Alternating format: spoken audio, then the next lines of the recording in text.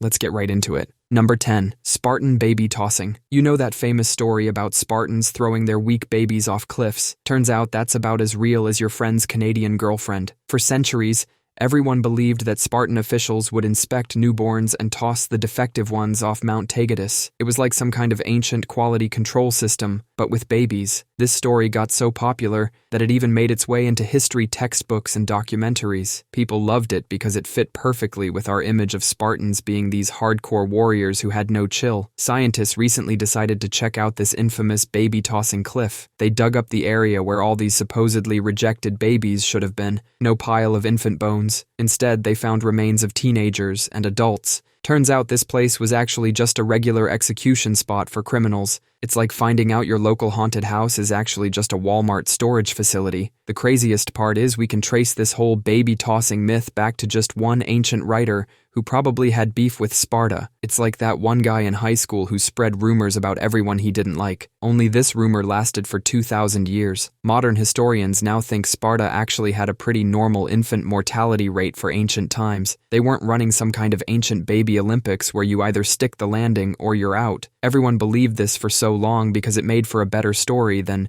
Spartans were actually pretty normal parents who sometimes executed criminals. Number 9. Gladiators always fought to the death. These guys weren't just mindless killing machines. They were more like the WWE wrestlers of ancient Rome. Gladiators were expensive, really expensive. The lanista, that's the guy who owned and trained gladiators, would have gone broke if his fighters kept dying. Recent studies of gladiator bones show most of their injuries healed. That means they lived long enough to get medical care and recover. In fact, gladiators had better health care than most Romans. They had their own doctors, special diets, and even fancy calcium drinks made from crushed bones, like a protein shake. Most fights actually ended when one gladiator surrendered by raising their finger. It was like tapping out in MMA, except with more dramatic flair and less spandex. Death matches did happen, but they were special events, like a pay-per-view fight today. If a gladiator died, the event organizer had to pay the lanista a hefty fee. It was like an ancient life insurance policy. Some gladiators even became celebrities, endorsing products and getting fan mail. There's ancient graffiti in Pompeii that reads, "Celadus the Thracian makes all the girls sigh." This guy was basically the Brad Pitt of ancient Rome.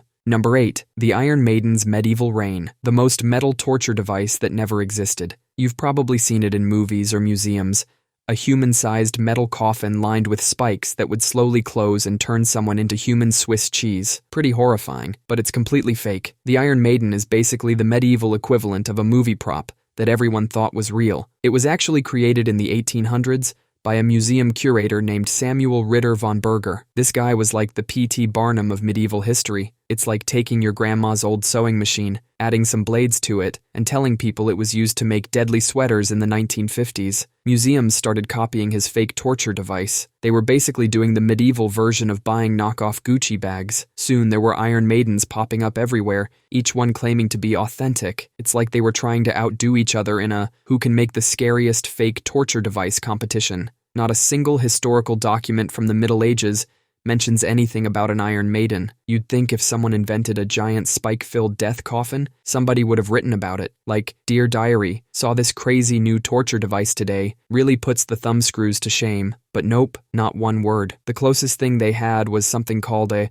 shandmantle or shamecoat. It was basically just a heavy metal barrel you had to wear as punishment, kind of like a really uncomfortable timeout corner. So next time you're at a museum and see an Iron Maiden, remember you're looking at the 19th century equivalent of a haunted house prop. Number 7. Medieval knights were clumsy in armor. You know how in movies knights look like they're wearing metal trash cans, stumbling around like your drunk uncle at a wedding? Well, turns out Hollywood's been lying to us. Medieval knights in full-plate armor were basically the Iron Man of their time. We've all seen those videos where someone falls over trying to get up from a couch in their snuggie. That's what we thought knights were like. But scientists recently did some wild experiments with actual medieval armor. They had people do gymnastics, run obstacle courses, and even fight in authentic armor replicas. These guys were doing cartwheels and somersaults like they were auditioning for medieval Cirque du Soleil. The secret was in how the armor was made. It wasn't just slapped together like some DIY project. This was precision engineering. Each suit was custom fitted like an expensive tailored suit. The weight was spread out so perfectly that a full suit of armor only felt like wearing a heavy backpack. The armor was so well designed that it only used about 2 to 3% more energy to move around in than regular clothes. For comparison, That's less energy than you use wearing those trendy weighted workout clothes people buy nowadays. Scientists found knights could run, jump, and mount their horses faster than some modern-day athletes. Real medieval knights were more like medieval parkour athletes in titanium tracksuits. They even found records of knights doing backflips in 60 pounds of metal just to impress people at dinner parties. Number 6. All dinosaurs were scaly lizards. Remember those dinosaur pictures in your childhood books? The ones with all those scaly, lizard-like monsters? Completely wrong. Most dinosaurs were actually covered in feathers. Not just a few. Most of the ones you know and love. Even the T-Rex probably had feathers. Imagine that beast charging at you as a giant, murderous chicken. Many dinosaurs had complex feather patterns that would make a peacock jealous. Scientists found this by looking at fossils under special microscopes. They can now see tiny details that show where feathers used to be. Some of these dinosaurs were so bird-like, you'd probably think they were just really angry geese on steroids. You know the velociraptor? That scary, scaly killer from Jurassic Park. In reality, it looked more like a turkey with anger management issues. It had feathers all over its body, even on its arms, forming little wings, not big enough to fly, but perfect for showing off to potential mates. Think about that next time you're eating chicken nuggets. You're basically eating the descendant of a dinosaur. Birds didn't evolve from dinosaurs. They are dinosaurs. The ones you see outside your window are just the ones that survived. Next time you see a pigeon, you're looking at a living dinosaur. Those scary sounds dinosaurs made in movies? Scientists think many of them probably sounded more like birds than roaring lions. Imagine a T-Rex coming at you making chicken noises. Still scary, but in a whole different way. Feathers don't preserve well in fossils. It's like trying to find evidence of a pillow fight from 65 million years ago, but now we have better technology, and we're finding feathers everywhere in dinosaur fossils. Number 5. The Dark Ages were devoid of learning. Nobody during the Dark Ages called it the Dark Ages. That name came from some Renaissance scholars who were basically the medieval version of hipsters. They looked at the past and were like, ugh, everything before us was so basic. While Europe was supposedly having its lights out, the Islamic world was throwing the biggest brain party in history. These guys weren't just preserving knowledge, they were upgrading it like it was the latest iPhone. They were doing advanced mathematics while Europeans were still counting on their fingers. Those primitive European monasteries were basically the Google of the medieval world. Monks weren't just sitting around chanting all day. They were copying books, conducting experiments, and brewing beer. Some of our best beer recipes come from monks who were supposedly living in the Dark Ages. The monastery libraries were like ancient hard drives, storing and protecting knowledge. And these monks weren't just copying books, they were adding notes in the margins like medieval Twitter. Meanwhile, in the Islamic world, Baghdad had a place called the House of Wisdom. It was a massive library where scholars from different religions and cultures all hung out together, sharing ideas, like an ancient university.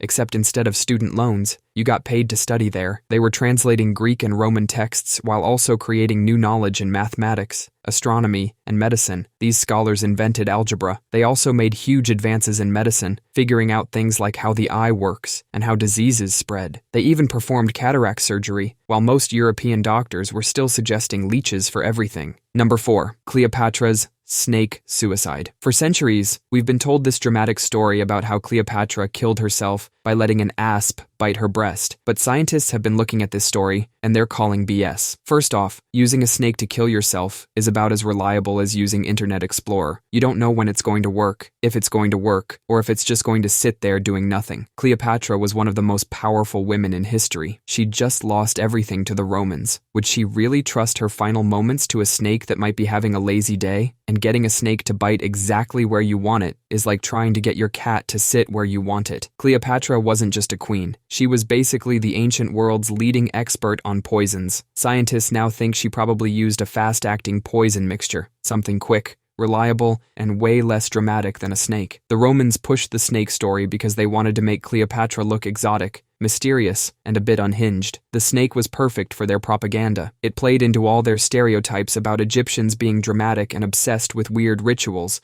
Plus, that specific snake was a symbol of Egyptian royalty, so having Cleopatra die by snakebite was like having her literally killed by her own royal symbol. Cleopatra, being the practical queen she was, likely chose a quick, efficient poison. No drama, no waiting around for a snake to get in the mood. Number 3. Roanoke's not-so-lost colony. Everyone thinks the Roanoke colony just vanished into thin air. Turns out that's completely wrong. Back in 1587, a bunch of English settlers landed on Roanoke Island, but then their supply ship got delayed. We're talking 3 years late. Their entire support system ghosted them for 3 years. No food deliveries, no fresh supplies, nothing. When the supply ship finally showed up in 1590, the colony was empty. All they found was the word Croatoan carved into a fence post. For centuries, people came up with wild theories: aliens, mass murder, supernatural forces, everything except the most obvious answer. Recent archaeological evidence shows these colonists didn't just disappear. They did what any sensible person would do when faced with starvation. They moved in with the neighbors. Scientists found English artifacts mixed with Native American items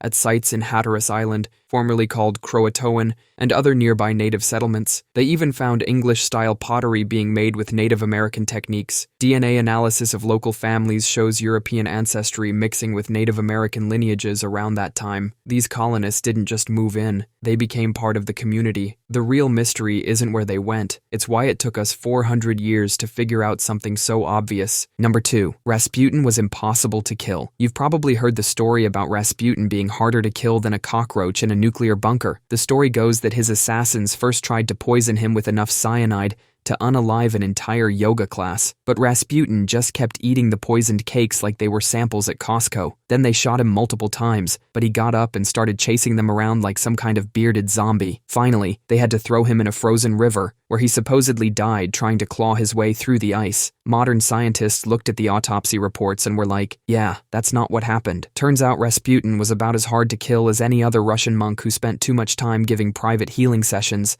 to the Tsarina. The poison part probably didn't even happen. The cyanide they supposedly used breaks down in heat, and these genius assassins put it in hotcakes. That's like trying to deliver a pizza through a paper shredder. As for the multiple gunshot wounds, nope. The autopsy showed just one bullet did the job, right through the forehead. Turns out getting shot in the head works just as well on mystical Russian holy men as it does on regular folks. His killers made up this wild story because they needed to make Rasputin seem like some kind of supernatural evil creature to justify their actions. It's like when you're trying to explain to your mom why you needed to use a whole can of bug spray on one spider. But mom, it had glowing red eyes and was plotting world domination. The truth is, Rasputin was just a regular guy who was really good at manipulating people. He convinced the Russian royal family he could heal their son's hemophilia through prayer, which, spoiler alert, he couldn't. He just happened to tell them to stop giving the kid aspirin, which was actually making the bleeding worse. He accidentally gave good medical advice while pretending to be magic. It's like when you fix your grandma's Wi-Fi by unplugging the router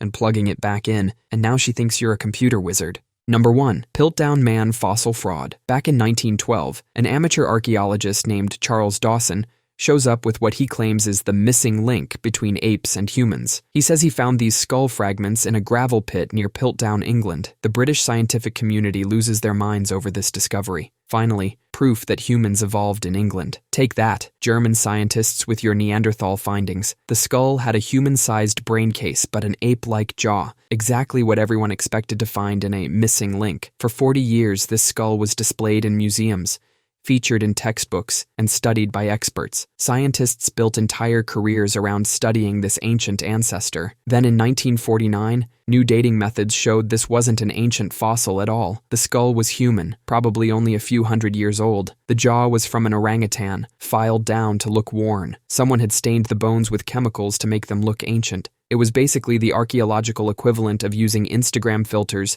to catfish the entire scientific community. This fooled the best minds in science for almost half a century. The British Museum had to quietly remove their star exhibit. To this day, we're not 100% sure who did it, though most fingers point at Dawson. He mysteriously found other fake artifacts too, earning him the nickname the Wizard of Sussex. That's all for today. I'll be making similar videos in the future. Subscribe to see them.